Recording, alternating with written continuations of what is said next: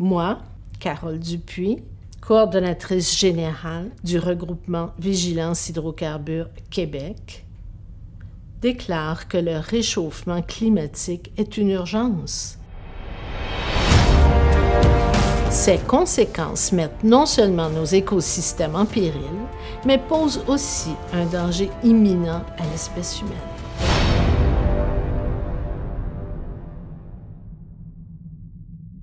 Bienvenue à GMOB, ici Michel Jeté.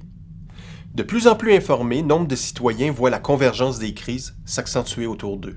Que ce soit la crise climatique, la hausse des inégalités sociales, l'accaparement du bien commun et la mise à mal de nos démocraties par une frange de politiciens au service d'intérêts corporatistes, bon nombre se sentent impuissants face à l'ampleur du démantèlement qui est en marche. J'ai pris conscience, il y a 3 ans, que finalement, on n'était pas dans une situation normale. On n'était pas dans le déroulement normal des choses. On n'avait pas des gouvernements qui étaient en train de travailler pour le bien commun.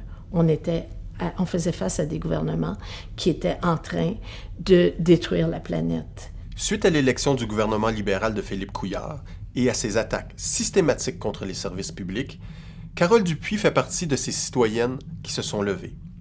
Carole était loin de se considérer comme une militante. Ayant passé sa vie dans le monde des affaires, de l'assurance et des services financiers, elle a pris conscience que quelque chose avait changé, quelque chose de profond, qui allait motiver tout son engagement. J'ai la possibilité actuellement de consacrer tout mon temps à un aspect très précis de la lutte au changement climatique, qui est la lutte à la progression des hydrocarbures. On est enfermé pour des raisons absolument incompréhensibles, si on parle de logique, dans une dynamique où l'industrie et les gouvernements essaient de faire progresser la principale source de ce problème de réchauffement climatique. Coordonnatrice générale et porte-parole du regroupement Vigilance Hydrocarbures Québec, Carole a pris conscience que ce n'est rien de moins que notre propre démocratie qui est sous attaque. Suite à une lutte contre l'exploitation pétrolière dans la vallée du Saint-Laurent, lutte qui mobilisa des communautés entières qui exprimèrent leur volonté ferme de non seulement protéger leur eau potable, mais aussi de refuser tout projet d'exploitation pétrolier sur leurs terres, Carole fut indignée lorsqu'elle apprit que son propre gouvernement avait décidé de reprendre les hostilités face à cette volonté citoyenne démocratiquement exprimée. Actuellement, on est dans une situation complètement aberrante au point de vue démocratique. C'est que les gouvernants, les élus gouvernent tout seuls, sans le peuple, et la population essaye de partir toutes sortes d'initiatives ou de luttes, mais très souvent sans les élus, et même parfois contre eux autres. Alors, ça amène à la paralysie complète et ça laisse la porte ouverte aux dirigeants supérieurs, aux grands lobbies, aux compagnies, pour imposer tout ce qu'ils veulent. Parce que la population n'est pas démocratiquement structurée et n'a pas d'expression démocratique de sa volonté. Le comportement méprisant de notre gouvernement, aligné sur les intérêts pétroliers privés, n'est qu'un autre épisode qui confirme le discours que tient Roméo Bouchard depuis des décennies. Notre démocratie est en crise, et cette crise engendre toutes les autres. Ancien professeur en communication journalisme à l'UQAM dans les années 70, Roméo Bouchard a été agriculteur biologique. Il a cofondé l'Union paysanne qu'il a présidée de 2001 à 2004. Auteur, son livre « Survivre à l'offensive des riches » est présentement en librairie. Reconnaissant que notre démocratie est sévèrement dysfonctionnelle, Roméo Bouchard et les actions citoyennes de Carole Dupuis et de groupes tels que le RVHQ nous montrent la voie pour reprendre le pouvoir citoyen et redonner le sens véritable à notre démocratie qui, présentement, ne répond plus aux défis urgents qui menacent nos générations futures. Le gouvernement du Québec, le 20 septembre, a publié les règlements d'application de sa loi sur les hydrocarbures, qui a été adoptée sous le bâillon en décembre 2016. Et donc, ça laisse entendre que maintenant, tout ça va exister. La loi va entrer en vigueur et que des forages vont pouvoir se faire sous le nouveau cadre réglementaire.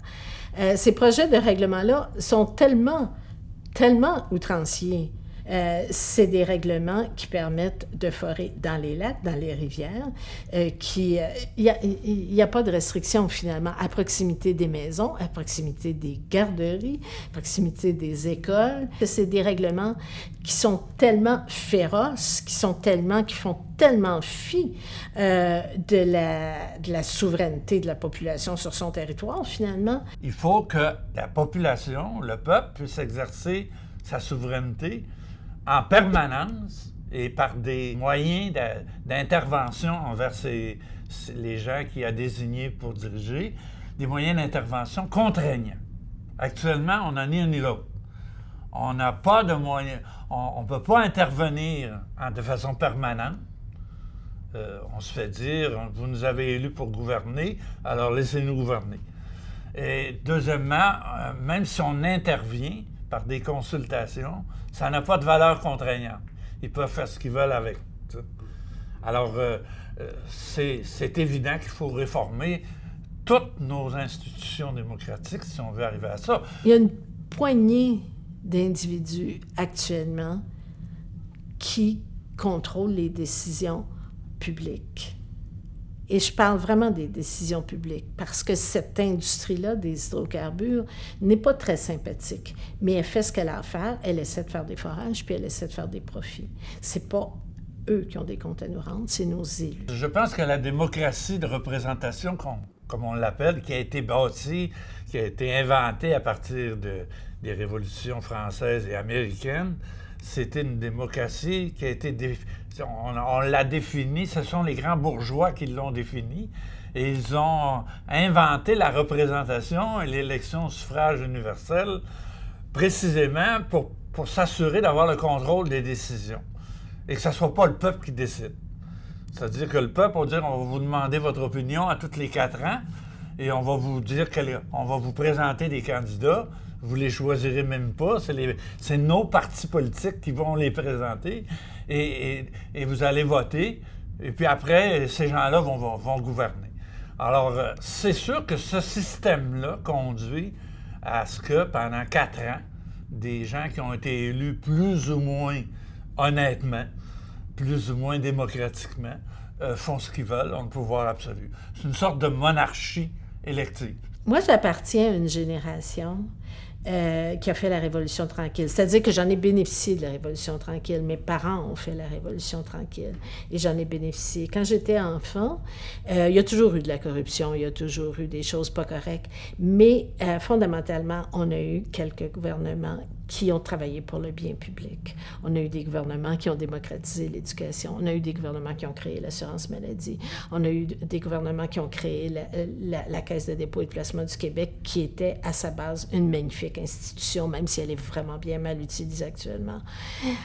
Et beaucoup d'autres choses comme ça. Et on a eu aussi des gouvernements qui ont adopté des lois pour la protection de l'environnement.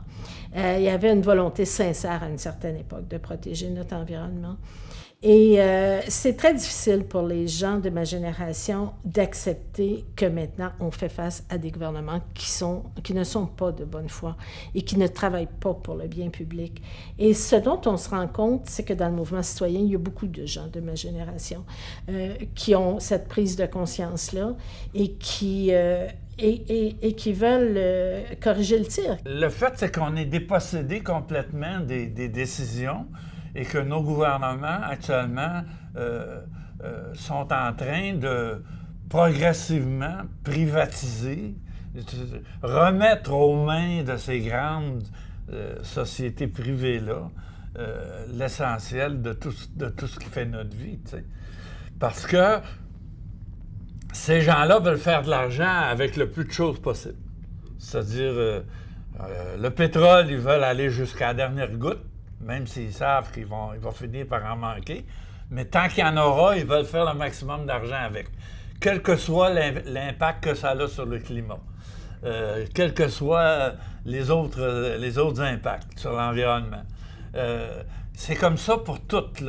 Ce monde-là du capitaliste actuellement essaie d'envahir tous les domaines qui peuvent lui permettre de faire de l'argent à ses actionnaires. Le pouvoir politique, qui devrait être un pouvoir démocratique, là, le pouvoir élu par le peuple, est de plus en plus à la merci de ces grands décideurs-là, financiers, économiques, qui poursuivent des intérêts privés, alors que normalement l'État poursuit l'intérêt commun. Donc la collusion entre les partis politiques et les élus et les multinationales, et les grandes entreprises, c'est devenu structurel. On ne peut pas diriger un parti politique et diriger un pays sans être la main dans la main avec toute cette clique-là, les riches, quoi. C'est vrai qu'on a été négligent, qu'on n'a pas nécessairement toujours pris soin de notre démocratie parce qu'on avait un degré de confiance.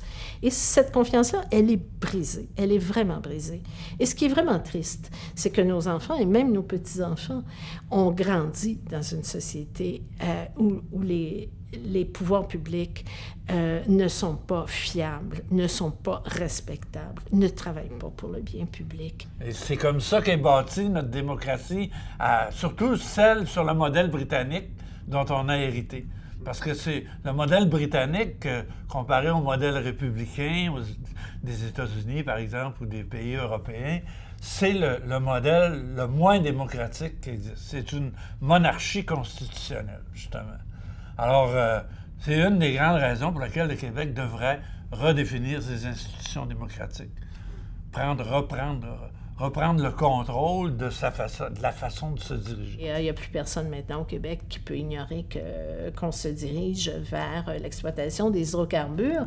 Au Québec, en 2017, on va commencer ça à grande échelle, alors qu'il y a l'urgence climatique. C'est remarquable. Là, en même temps qu'on est attaqué partout en même temps, là, dans les services publics, le pétrole, les autres formes d'énergie, le climat, on est attaqué partout en même temps. En même temps, là, le monde, maintenant, on dirait qu'ils ont accepté la propagande officielle. Fait que là, je ne sais pas à quoi on va s'accrocher pour ne pas être emporté dans la débâcle, parce qu'on s'en va nulle part, c'est clair et net. Et il faut tous qu'on se lève. Il faut tous qu'on mette tout ce qu'on a à mettre là-dedans. Et quand on a un petit peu plus de temps, comme j'ai la chance d'en avoir, à l'étape où je suis rendue dans ma vie, bien, je mets tout mon temps. Parce qu'il n'y a rien d'autre à faire. Il faut faire ça. La crise climatique que nous subissons présentement est de loin le défi le plus urgent que l'humanité a à affronter. Mais ce n'est que le résultat d'une crise plus profonde. C'est notre propre perception de la démocratie qui est en crise. Et pourtant, nous semblons oublier une donnée fondamentale. Une démocratie ne peut survivre qu'à la condition que ses citoyens lui insufflent l'énergie nécessaire. Sans notre participation, ces promesses qu'elle nous fait en rapport avec la liberté, l'égalité et la justice sociale ne seront que lettres mortes. Nos démocraties ne travaillent pour nous qu'à la condition que nous participions activement à sa vie. Nous en sommes les gardiens. Sinon, elle change de nom et de forme. Elle devient oligarchie, plutocratie, kleptocratie, dictature. Maintenant, à l'heure où notre propre civilisation est en danger, posons-nous la question. Où étions-nous donc? Il est plus que temps de nous lever. Réapprendre à opérer cet instrument étonnant qu'est notre démocratie. Cela commence dans notre communauté. Si vous êtes de ceux qui disent « c'est assez », joignez-vous au groupe mobilisé qui mène les luttes dans vos champs d'intérêt, que ce soit comme Carole Dupuis, le climat et la lutte aux hydrocarbures, ou la santé, l'éducation, la pauvreté, l'économie nouvelle. S'il n'existe pas de ces groupes dans votre localité, formez-en un.